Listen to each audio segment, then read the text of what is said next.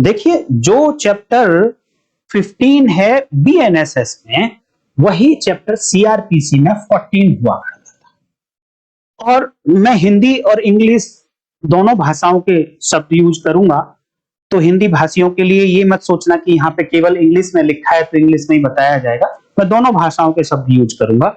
और इस चैप्टर का नाम है conditions requisite for initiation of proceedings. और ये सेक्शन 210 से शुरू होकर 222 बीएनएसएस में जाती है कि कार्यवाहियां शुरू करने के लिए कुछ आवश्यक शर्तें क्या क्या होंगी। ये चैप्टर का नाम है। एक और मैं बात आपको बता दूं कि जब आप कानून पढ़ते हैं तो एक एक्ट होता है और उस एक्ट का एक ऑब्जेक्ट होता है। वो ऑब्जेक्ट बेस होता है इस पूरे के पूरे कानून का, एक्ट का। और इसी तरीके से वो कानून कई सारे चैप्टर्स में बटा होता है और हर चैप्टर का एक हेडिंग होता है। जिस तरीके से पूरे एक्ट का ऑब्जेक्ट सबसे ऊपर लिखा जाता है, उसी तरीके से हर चैप्टर का ऑब्जेक्ट चैप्टर का हेडिंग बनाया जाता है। और उस चैप्टर में कई सारी सेक्शंस होती हैं, धाराएं होती हैं। तो हर धारा का जो ऑब्जेक्ट है, उद्देश्य है, वो उस धारा का हेडिंग बनाया जाता है। तो जब भी आप कानून पढ़ें तो चैप्टर के हेडिंग को भी ध्यान में रखें इंटरप्रिटेशन करते समय। और जब आप सेक्शंस पढ़ें, धाराएं पढ़ें, तो धारा के हेडिंग को भी ध्यान में रखें। तो यहां चैप्टर का जो हेडिंग है वो ये बात करता है कि प्रोसीडिंग्स अभी तक शुरू हुई नहीं हैं। अगर आप प्रोसीडिंग शुरू करना चाहते हैं तो कुछ आवश्यक शर्त हैं, इनको पूरा करना पड़ेगा, तभी प्रोसीडिंग्स शुरू होंगी।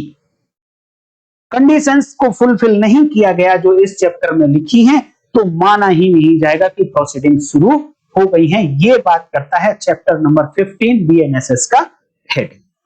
और सीआरपीसी में सेक्शंस की बात आप करेंगे तो ये सीआरपीसी में सेक्शंस 190 से लेकर 199 सीआरपीसी तक हुआ करते हैं। और इस पूरे के पूरे चैप्टर का एक कोर कॉन्सेप्ट है और पूरा का पूरा चैप्टर केवल और केवल एक वर्ड के आसपास घूमता है और वो वर्ड है कॉग्निजेंस। और हिंदी में बोलते हैं इसको संज्ञान।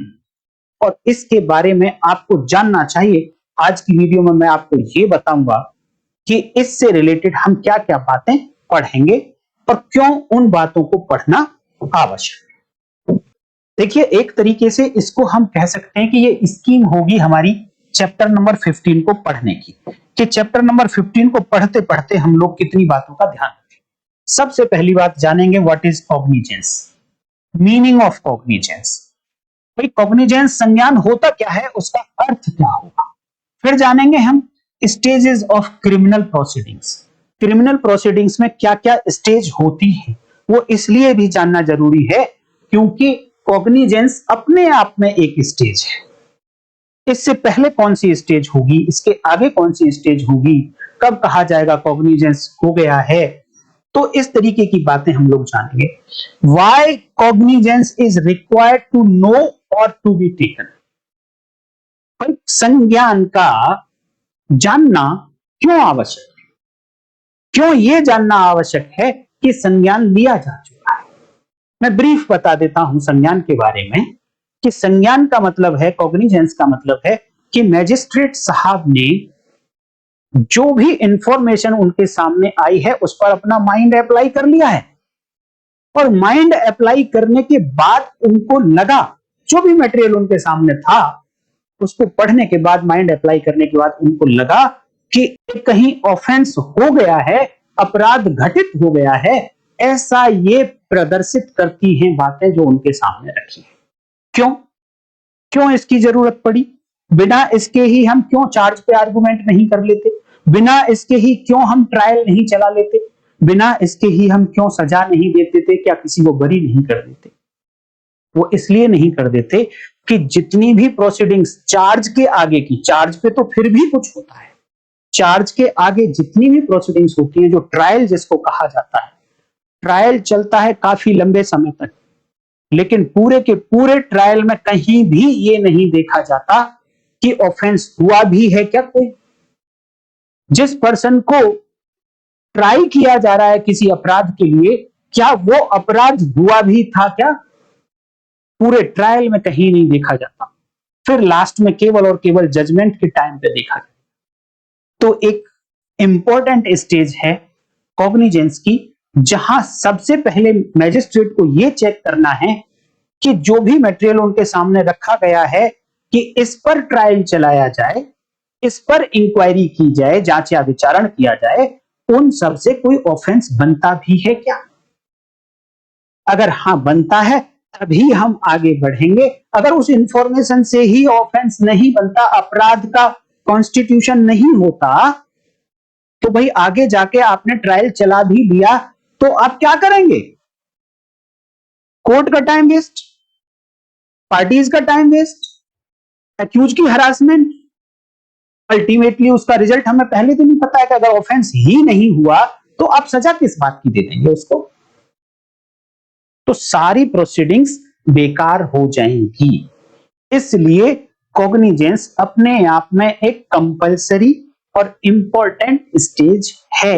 इसलिए हमको जानना होगा कि कॉग्निजेंस कब लिया गया या कब नहीं लिया गया, कैसे डिसाइड होगा।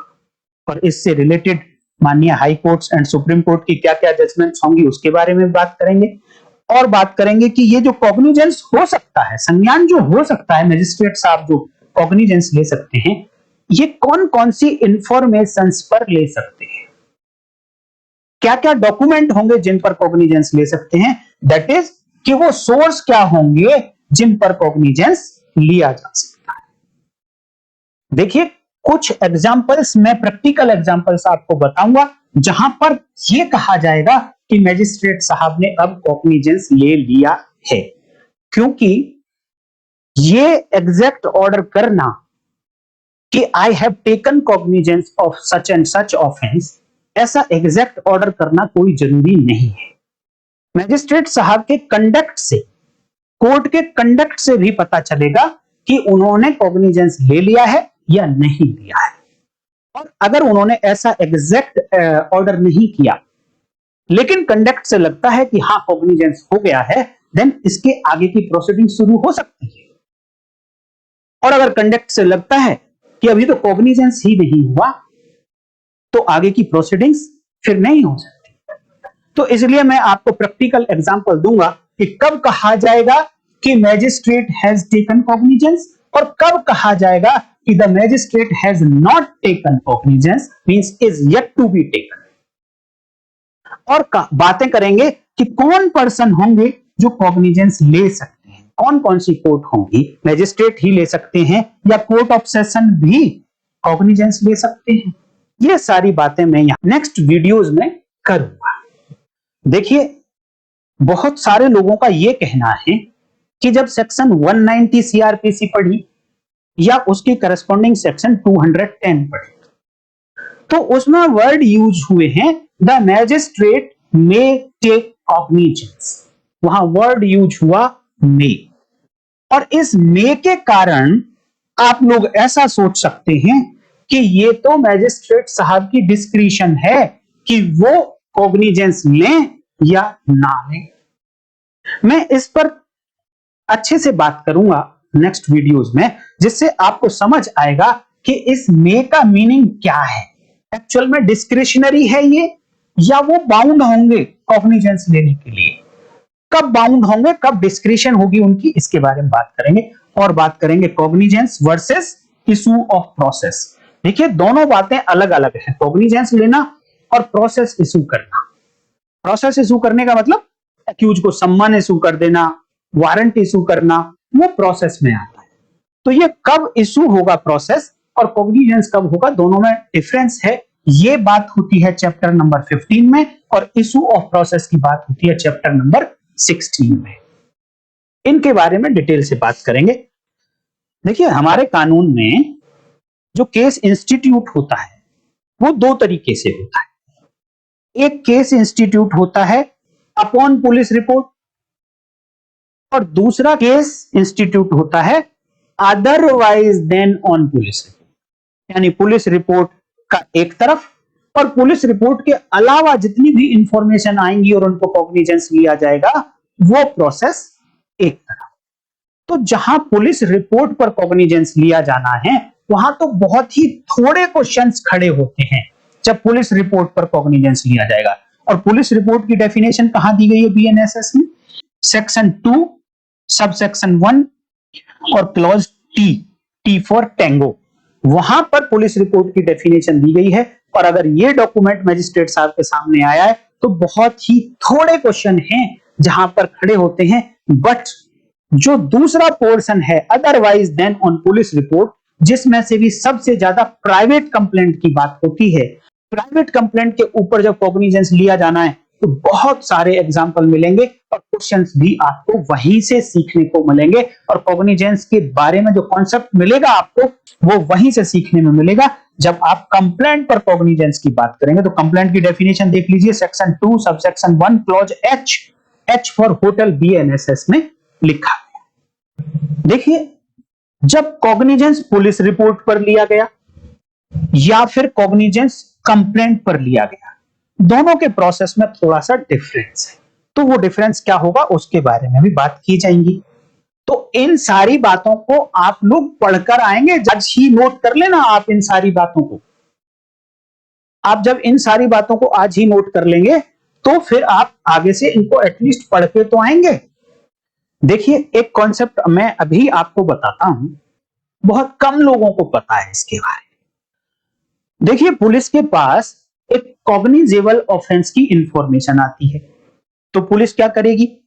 जैसा कि चैप्टर 13 में मैं ऑलरेडी पढ़ा चुका हूं, पुलिस बाउंड है, उसको एफआईआर रजिस्टर करनी पड़ेगी और एफआईआर रजिस्ट्रेशन करने के बाद उसको इन्वेस्टिगेशन भी करना पड़ेगा।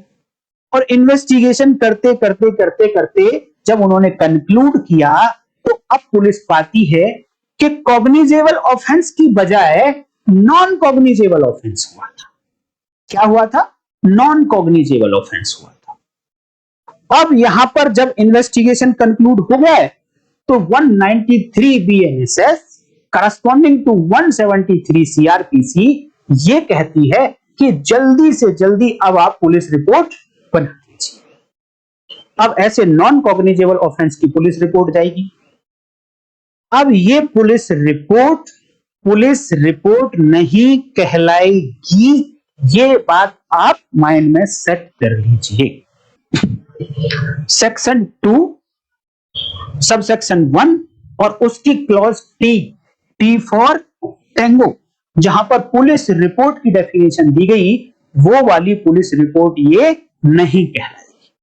इट मींस जब मैजिस्ट्रेट साहब के पास ये डॉक्यूमेंट गया तो पुलिस रिपोर्ट नहीं गई उनके पास, तो फिर क्या गया है उनके पास? तो वो फिर जो कॉग्निजेंस लेंगे वो किस पर लेंगे? तो आप देखिए सेक्शन 2 उसकी सबसेक्शन 1 और उसकी क्लॉज एच, जहां पर कंप्लेंट की डेफिनेशन दी गई है और कंप्लेंट की डेफिनेशन देने के बाद इसमें लास्ट में एक एक्सप्लेनेशन लिखा गया है और एक्सप्लेनेशन इसी ही पॉइंट को एक्सप्लेन करता है। देखिए, कंप्लेंट पर मैंने डिटेल में वीडियो बनाई है और ऐसी वीडियो कंप्लेंट के रिगार्डिंग आपको नहीं मिलेगी कहीं।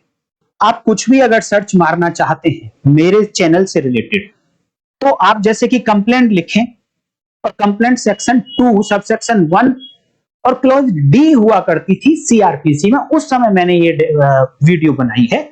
तो आप YouTube सर्च बार में कंप्लेंट लिख देंगे और साथ में लीगल लैंप लिख देंगे तो मेरी वो पर्टिकुलर वीडियो निकलकर आ जाएगी। उसे आप देखिए, बहुत ही बेहतरीन वीडियो बनाई है और इतने कॉन्सेप्ट क्लियर कर दिए हैं कि जीवन में कंप्लेंट के रिगार्डिंग आपको कोई प्रॉब्लम नहीं आएगी। थोड़ा सा ब्रीफ में आज आपको बता देता हूं। क्यों बता देता हूं? ये है तो पुलिस रिपोर्ट जो अभी पीछे एग्जांपल में मैंने बताई, लेकिन फिर भी पुलिस रिपोर्ट नहीं कहलाती है। क्यों नहीं कहलाती? कंप्लेंट के रिगार्डिंग लिखा गया कि किसी पर्सन ने मैजिस्ट्रेट साहब को, ध्यान देना, मैजिस्ट्रेट साहब को या तो लिखित एलिगेशंस दिए या फिर ओरल एलिगेशंस दिए, मौखिक रूप से जाके एलिगेशंस लगाए, आरोप लगाए, किसी भी व्यक्ति के खिलाफ लगाए, चाहे वो व्यक्ति उसका जानकार है या उसका जानकार नहीं, चाहे उसके बारे में वो जानता है या नहीं जानता, बट किसी के भी खिलाफ एलिगेशन लगाए। और एलिगेशन लगाए इसलिए कि मैजिस्ट्रेट साहब से वो रिक्वेस्ट करता है कि आप ऐसे व्यक्ति के खिलाफ एक्शन लीजिए इस कानून में, क्योंकि ऐसे व्यक्ति ने ये अपराध किया है। क्या किया है? ये अपराध किया है। He has committed an offense। तो ऐसी बात जैसे ही कोई पर्सन मैजिस्ट्रेट साहब को बोलता है या रिटर्न में देता है तो वो कंप्लेंट की कैटेगरी में आती है। लेकिन आप देखिए पुलिस रिपोर्ट को, थोड़ा सा पुलिस रिपोर्ट के साथ इस कंप्लेंट को कंपेयर करिए। अब कंप्लेंट को थोड़ा पुलिस रिपोर्ट के साथ कंपेयर करिए। जिन लोगों ने पुलिस रिपोर्ट कभी देखी हो कि कैसी होती है तो उनको पता होगा, और जिन्होंने नहीं देखी है उन्हें मैं आज बता देता हूं कि पुलिस रिपोर्ट के सबसे पहले पेज पे सबसे ऊपर मैजिस्ट्रेट साहब का नाम लिखा गया होता है कि वो पुलिस रिपोर्ट किसको एड्रेस हो रही है। और यही एक कंडीशन है कंप्लेंट की भी। कंप्लेंट में यही लिखा था कि वो जो इंफॉर्मेशन दे रहा था व्यक्ति, जो एलिगेशन लगा रहा था, वो किसको? मैजिस्ट्रेट साहब को। मैंने रिपीट करके बोला था। तो मैजिस्ट्रेट को जो एड्रेस किया गया होता है वो कंप्लेंट हो सकती है। तो यहां पे पुलिस रिपोर्ट भी मैजिस्ट्रेट साहब को एड्रेस की गई। दूसरा, कंप्लेंट में यह कहा गया था कि उसमें वो एलिगेशन लगाए किसी भी व्यक्ति के खिलाफ। तो पुलिस रिपोर्ट में भी एलिगेशंस लगाए जाते हैं किसी व्यक्ति के खिलाफ कि इस व्यक्ति ने ये ऑफेंस किया है, जैसा कि कंप्लेंट की रिक्वायरमेंट होती है। As it is police report में भी लिखा गया होता है आफ्टर इन्वेस्टिगेशन। और फिर उसके बाद कंप्लेंट में यह कहा गया था कि वो व्यक्ति चाहे नोन है चाहे वो अननोन है। तो सिमिलर बात इसमें भी हो सकती है पुलिस रिपोर्ट में कि वो व्यक्ति नोन भी हो सकता है, अननोन भी हो सकता है। अननोन है तो अनट्रेस रिपोर्ट जाती है। और फिर लास्ट में एक रिक्वेस्ट की जाती है कंप्लेंट में कि अब इस व्यक्ति के खिलाफ आप एक्शन लीजिए इस संहिता में। तो पुलिस रिपोर्ट में भी लास्ट में यही लिखा जाता है कि इस व्यक्ति के खिलाफ आप एक्शन लीजिए इस संहिता में। तो जो इंग्रेडिएंट कंप्लेंट में पाए जाते हैं सारे के सारे इंग्रेडिएंट पुलिस रिपोर्ट में भी पाए जाते हैं। तो क्या पुलिस रिपोर्ट भी कंप्लेंट की कैटेगरी में आएगी? इसका जवाब है नहीं आएगी। अब क्यों नहीं आएगी जब सारे इंग्रेडिएंट कंप्लेंट के फुलफिल होते हैं? तो क्योंकि भैया जब कंप्लेंट की डेफिनेशन लिखी गई सेक्शन 2 सबसेक्शन 1 और उसकी क्लॉज H BNSS में, या फिर सेक्शन 2 सबसेक्शन 1 और उसकी क्लॉज D CRPC में, वहां पर स्पेसिफिकली लिख दिया गया, एक्सप्रेसली लिख दिया गया कि एक्सेप्ट पुलिस रिपोर्ट, ये सारी बातें पूरी होंगी तो वो डॉक्यूमेंट, वो मौखिक इंफॉर्मेशन जो मजिस्ट्रेट को दी गई कंप्लेंट कहलाएगी। क्योंकि उस सेक्शन में, उस क्लॉज में डेफिनेशन देते हुए लिख दिया कि पुलिस रिपोर्ट अलग है, वो कंप्लेंट की कैटेगरी में नहीं आएगी। इसलिए अब ना मेरी मर्जी चलेगी ना आपकी चलेगी। बेशक पुलिस रिपोर्ट में कंटेंट कंप्लेंट के पूरे पूरे फुलफिल होते थे, इवन देन वो पुलिस रिपोर्ट कंप्लेंट की कैटेगरी में नहीं आएगी। और ये लॉ मेकर्स को बहुत अच्छे से पता था कि मैं पुलिस रिपोर्ट की भी डेफिनेशन दे रहा हूं, मैं इधर कंप्लेंट की भी डेफिनेशन दे रहा हूं, और पुलिस रिपोर्ट में कंप्लेंट का एक एक इंग्रेडिएंट पूरा होता है। तो कल को कंफ्यूजन हो जाएगा कि वो जो रिपोर्ट 193 BNSS या 173 CRPC में आ रही है वो पुलिस रिपोर्ट है, वो कंप्लेंट है। ऐसा कंफ्यूजन ना हो, उन्होंने कंप्लेंट की डेफिनेशन देते हुए लिख दिया except police report. It means police report complaint का एक एक्सेप्शन है, अपवाद है, बेशक सारे इंग्रेडिएंट फुलफिल होते हों। देखिए, लोगों को अपवाद एक्सेप्शन पढ़ना नहीं आता है, कैसे पढ़ें एक्सेप्शन को ये नहीं पता। लॉ मेकर एक्सेप्शन कैसे लिखते हैं इसको समझ लीजिए। आज वीडियो देखिए, हो सकता है कि लंबी हो रही हो, बट आज की वीडियो में आप देख लीजिए एक बारी टाइम निकाल के पूरी, जिससे कि आपके बहुत सारे कॉन्सेप्ट क्लियर होंगे जो आपको लॉ पढ़ने में हेल्प करेंगे, क्योंकि एक्सेप्शंस तो आपको पढ़ने ही है। अगर आप कानून पढ़ेंगे तो आप बच नहीं सकते एक्सेप्शंस पढ़ने से, तो उनको कैसे पढ़ा जाए वो आज ही सीखें।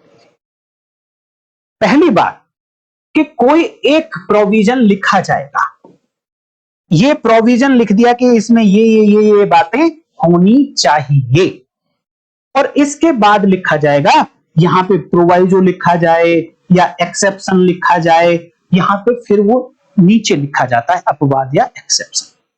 अब इसको पढ़ने का तरीका ऐसा होता है कि जो सिचुएशन आपको दी गई है वो सिचुएशन पहले कंप्लीट फुलफिल होनी चाहिए इसके अंदर। जो मेन प्रोविजन लिखा गया है वो मेन प्रोविजन में पूरी की पूरी वो सिचुएशन फॉलो करनी चाहिए। उसके बाद चेक करेंगे आपकी एक्सेप्शन में फॉलो कर रहा है ये या नहीं कर रहा है। अगर आपने सीधे सीधे एक्सेप्शन चेक किया तो गड़बड़ हो जाएगी। एक्सेप्शन सीधे नहीं चेक होगा कभी।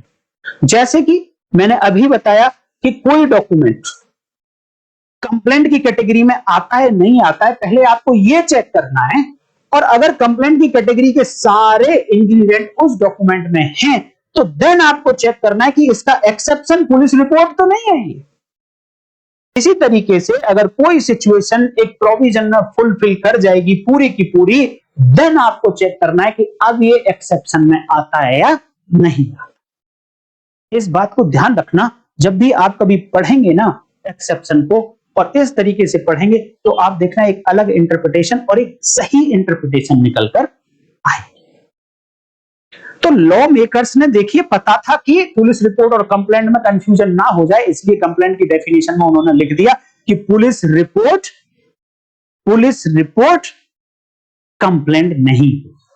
लेकिन इसका भी एक एक्सेप्शन दे दिया इसी सेक्शन में, कंप्लेंट की डेफिनेशन देते हुए एक्सप्लेनेशन की मैंने जो बात करी थी, और एक्सप्लेनेशन में यह लिखा कि मान लो इन्वेस्टिगेशन शुरू हुआ कॉग्निजेबल ऑफेंस का, कॉग्निजेबल केस का, और इन्वेस्टिगेशन कंक्लूड होने के बाद पता चला कि ये कॉग्निजेबल ऑफेंस नहीं, संज्ञेय अपराध नहीं, ये तो नॉन कॉग्निजेबल असंज्ञेय अपराध हुआ था। तो अब पुलिस रिपोर्ट तो बनेगी, और वही पुलिस रिपोर्ट बनेगी जो सेक्शन 193 बीएनएसएस या 173 सीआरपीसी में बनेगी, वही रिपोर्ट बनेगी। तो उन्होंने कहा ऐसी सिचुएशन में अब जो इस सेक्शन में रिपोर्ट बनेगी वो पुलिस रिपोर्ट नहीं कहलाएगी, वो कंप्लेंट कहलाएगी। क्रक्स देख लीजिए कि कॉग्निजेबल ऑफेंस का इन्वेस्टिगेशन हो रहा था, इन्वेस्टिगेशन के बाद पता चला नॉन कॉग्निजेबल ऑफेंस है, तो इसमें जो रिपोर्ट बनाएगा पुलिस ऑफिसर 173 सीआरपीसी या 193 बीएनएसएस की, वो पुलिस रिपोर्ट नहीं कहलाएगी, वो कंप्लेंट कहलाएगी। और कंप्लेंट कौन सी? Section 2 subsection 1 clause H BNSS या सबसेक्शन 1 क्लॉज डी सीआरपीसी। तो जैसे ही इसका कैरेक्टर चेंज होगा वैसे ही आगे की प्रोसीडिंग्स भी चेंज हो जाएंगी। अब यहां पे जो मजिस्ट्रेट साहब के पास जब ये रिपोर्ट आई तो ये तो कंप्लेंट आएगी, तो अब मजिस्ट्रेट साहब किस पर कॉग्निजेंस लेंगे? कंप्लेंट पर लेंगे। तो आगे की प्रोसीडिंग्स कैसे चलेंगी? ऐसे चलेंगी कि जैसे कि केस इंस्टीट्यूट हुआ है otherwise then on police report, police report के अलावा दूसरे जो सोर्सेज हैं उन पर केस इंस्टीट्यूट हुआ है, उन पर खड़ा किया गया है, तो प्रोसीडिंग्स भी वैसे ही चलेंगी। ये बात आपको आसानी से नहीं मिलेगी सीखने के लिए, थोड़ा सा कंसंट्रेट करते जाइए, ऐसे ही बहुत सारी बातें आप सीख जाएंगे। तो ये बात, इसके बारे में डिटेल से मैं आगे वीडियोस में डिस्कस करूंगा। आप बहुत सारे प्रोविजंस पढ़ेंगे बीएनएसएस में जहां पर लिखा होगा magistrate empowered to take cognizance, संज्ञान लेने के लिए सशक्त मैजिस्ट्रेट। तो इसका मतलब यह है कि कुछ लिमिटेड मैजिस्ट्रेट होंगे जो किसी अपराध का संज्ञान ले सकते होंगे, किसी ऑफेंस का कॉग्निजेंस ले सकते होंगे। बट क्वेश्चन ये आएगा कि अगर मान लो कोई magistrate is not empowered to take cognizance, but he has taken cognizance, उसने ऐसे अपराध का संज्ञान ले लिया है जो उस अपराध का संज्ञान लेने के लिए सशक्त मजिस्ट्रेट नहीं था। तो इसका इफेक्ट क्या होगा, इसके बारे में भी डिटेल में जानेंगे। आप पहले से आप थोड़ा थोड़ा पढ़ के आइए। इसके ऊपर मैंने ऑलरेडी एक डिटेल्ड वीडियो बनाई हुई है कि कौन से मैजिस्ट्रेट एम्पावर्ड हैं टू टेक कॉग्निजेंस और कौन से मैजिस्ट्रेट एम्पावर्ड नहीं होंगे टू टेक कॉग्निजेंस। हालांकि देखिए, एक जजमेंट है माननीय सुप्रीम कोर्ट की, एक सिंगल जजमेंट है जिसमें यह कह दिया माननीय सुप्रीम कोर्ट ने कि कोई भी मैजिस्ट्रेट हो फर्स्ट क्लास, कोई भी मैजिस्ट्रेट ऑफ फर्स्ट क्लास किसी भी ऑफेंस का कॉग्निजेंस ले सकते हैं। ट्राइसेंस केमिकल के नाम से ये जजमेंट है। आप YouTube सर्च बार में ट्राइसेंस केमिकल और साथ में लीगल लैंप लिख देंगे तो मेरी वीडियो निकल कर आ जाएगी, आप जरूर देखिएगा, आपको बहुत कुछ सिखाएगी ये वीडियो। या फिर लिख देंगे magistrate empower to take cognizance और साथ में लीगल लैंप लिख देंगे तो भी वो वीडियो निकल कर आ जाएगी। और बात करेंगे, क्या 2 बार एक ही ऑफेंस का कॉग्निजेंस लिया जा सकता है? अगर मान लो इरेगुलरिटी हो गई है कोई कॉग्निजेंस लेने में तो उसका इफेक्ट क्या आएगा? क्या कॉग्निजेंस को लेने से संबंधित कोई बार लगाया है, कोई लिमिटेशन है कि कॉग्निजेंस कितने दिन तक लिया जा सकता है किस ऑफेंस का?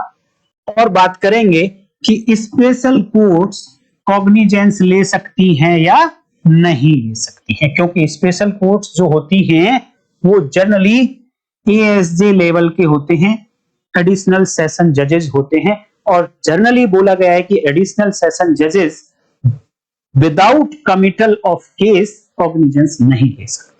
और इससे रिलेटेड पीछे जुडिशरी के एग्जाम में क्या क्या क्वेश्चंस पूछे गए, उन क्वेश्चंस के बारे में भी हम चैप्टर 15 को पढ़ते पढ़ते डिस्कस करेंगे लास्ट वीडियो में कि चैप्टर 15 से रिलेटेड क्या क्या क्वेश्चंस पीछे जुडिशरी में पूछे गए, उनका आंसर क्या है, और उनका एक्सप्लेनेशन भी साथ में देंगे, जिसके कारण आपके पूरे के पूरे चैप्टर का रिवीजन भी हो जाएगा।